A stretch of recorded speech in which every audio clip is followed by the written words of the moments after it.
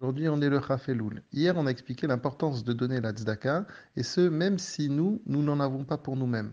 Rabbi Shlomo Zalman a prouvé, même d'après la halacha, que l'on est chayav.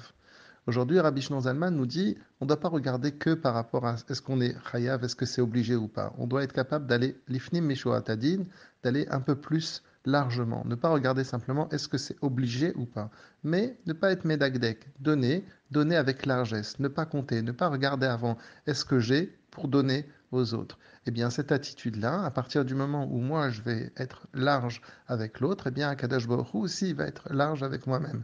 Surtout que la tzedaka n'a pas qu'une notion de mitzvah, mais c'est aussi une notion de refoua, c'est aussi une notion de guérison. Parce que la tzedaka, grâce à ça, eh bien justement, ça pardonne nos fautes. Et on voit ça, les vertus de la tzedaka, c'est pas simplement que on verra ça, la tidlavo, la olamaba, mais on peut le voir aussi les effets du don de la tzedaka, on le voit dans ce monde-là matériel, ça peut nous sauver.